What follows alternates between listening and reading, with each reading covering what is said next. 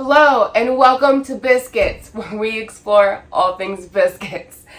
In this video, we're going to be making butter swim biscuits. I have never heard of this before. Should be interesting. I can't wait to see how they taste. And yeah, so let's go ahead and get started. By the way, my name is Kristen if you are new, and I hope you decide to give it a thumbs up, subscribe, do all the things. Let's get started. So, to start things off, we're going to need, and all of the ingredients and measurements will be listed down below in the description, but we're going to be needing sugar, salt, baking powder, flour, and half a cup of melted butter. So I already have all of my dry ingredients here in this bowl. Now I don't think that I have ever actually made biscuits that contain sugar, at least not this much sugar. This contains like 4 teaspoons of sugar, which seems a lot. Biscuits are normally a little more on the savory side, and then you make them sweet by adding like a jelly or a honey.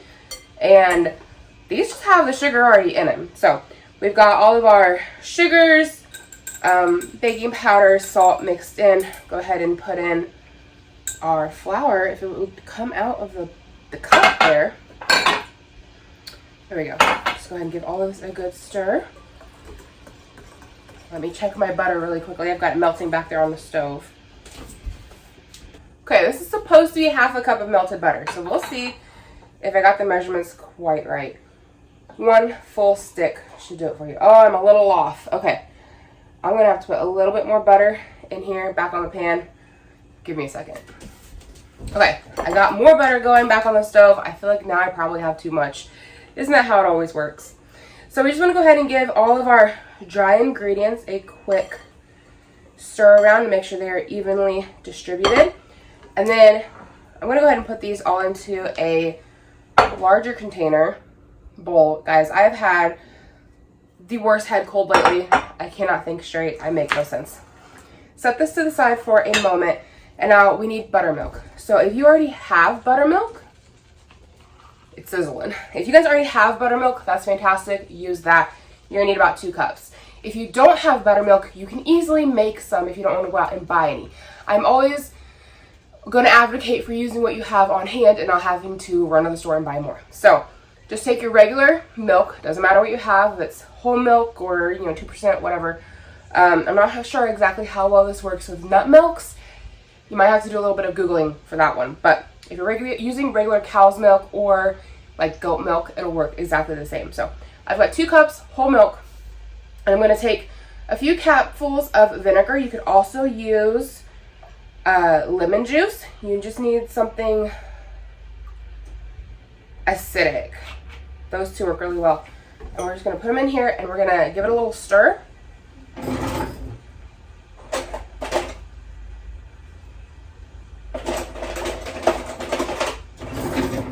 Nice little plastic knife does the trick for my kids' knives. Give it a little stir, and we're going to set that off to the side for the moment. And that's going to start to curdle a little bit and give us that buttermilk. Okay, so I'm going to take my 8x8 cooking pan. A 9x8 will work as well. It's actually what the instructions call for on the recipe that I found. And we're going to pour our butter in. The instructions got a little confused. There's a recipe I found floating around on Facebook, so the instructions got a little bit confusing. On one part, it said to pour the butter into your pre-greased pan, which I'm like, if I'm pouring butter in here, why do I need to pre-grease it? And now your batter's floating, which implies that the batter's already in there. But then in the next paragraph, it says, now take your batter and put it in the butter. So I'm like, am I supposed to do butter and then batter, or batter and then butter? So hopefully this turns out right. But I don't see a point in pre-greasing this because I'm just going to pour butter in here anyways. So there's that. And we can just give it a little slosh around so it coats the sides. And I would say that's a greased pan. So my buttermilk should be, yeah, I wish I could show this to you guys. Let me try. Okay, so my buttermilk is ready to go. Can you guys kind of see the glassiness on top of the milk? It almost looks like there's some texture right in here. And if we go like this, you guys can kind of see that thickness. That's what we are looking for. It's kind of starting to curdle the milk, having a couple tablespoons or cupfuls of the vinegar or the lemon juice, whatever you choose to use. You can kind of see that in there. So that's what we're looking for. When your milk starts looking like this, it's ready to go. It really doesn't take very long. Okay, now that our buttermilk is ready to go, we're going to go ahead and mix this on into our flour and give it all a good stir. And in case I haven't mentioned already, I'm not sure. Again, scatterbrain from this head cold. You need to have preheated your oven to 450 degrees. It's always important to have a preheated oven. Don't start cooking with a cold oven. Your stuff will not cook properly. Start off a little slow with this so I don't slosh it everywhere.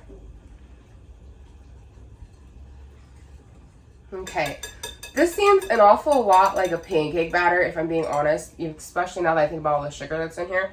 But specifically for like how not doughy that is, that's very runny. I'm a little concerned, especially since they said once it's in here to go ahead and cut the shape you want, like squares. I'm like, how?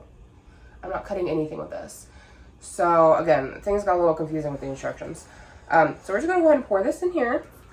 The way they made it sounded like this should be more doughy and less liquidy, but I followed their ingredient list. So we're just gonna pour it all in here and then pop it into the oven for 25 minutes and hope for the best. We'll see what we end up with.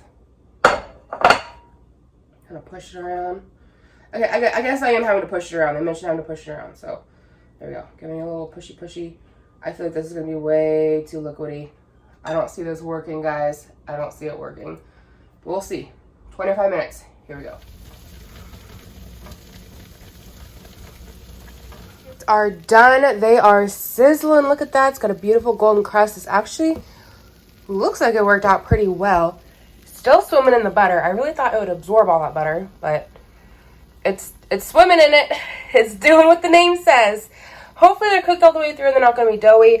I'm going to let them sit and cool for a little bit, and then we'll come back and cut them up and see how they taste. Okay, guys, our butter-soaked biscuits have cooled. Kind of. They're still pretty warm. It looks like the butter is actually absorbed into the bread now. So, again, I'm interested to see if it cooked all the way. But they smell really good and they look beautiful. Great golden crust on the top. So, now we'll go ahead and cut them. Makes more sense to wait till now. And it feels like it's firm all the way down.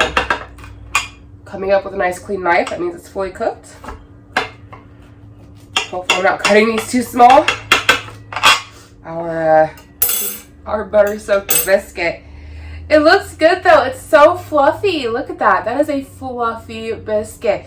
I'm excited to see how good they taste.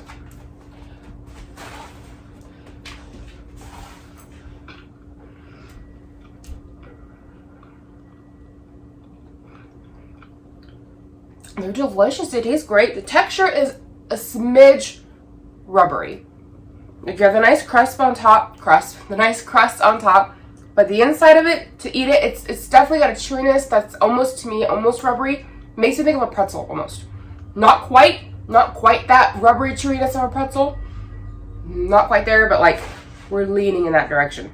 My thoughts on that is because it's such a liquidy batter, and then it was like soaking in all that liquidy butter. It's kind of what happens when you get your bread wet, I think. But it's delicious. It's an easy, quick recipe. That is good. So good. I think these are fairly close tasting to like Cracker Barrel biscuits, if I'm being honest with you. Again, texture is slightly off, but the taste-wise, very close to like Cracker Barrel. I think if I cook these again, I would drizzle honey on top. That would be a very nice touch. Butter-soaked biscuits. Who would have thought it actually worked? They're delicious. Give them a try. The recipe will be down below in the description box. If you're new, I hope you decide to take the time to check out my channel and see if there's anything else you'd like to watch. Maybe hit the subscribe button. Again, we check out all things biscuits here. I will have recently posted a video about chocolate chip biscuits. They were delicious. Ever heard of a chocolate chip biscuit before? So go check that one out.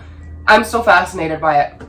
I also have a lifestyle channel if you want to hang out with me in more than one place. So go check that out as well, wherever that's going to be listed at.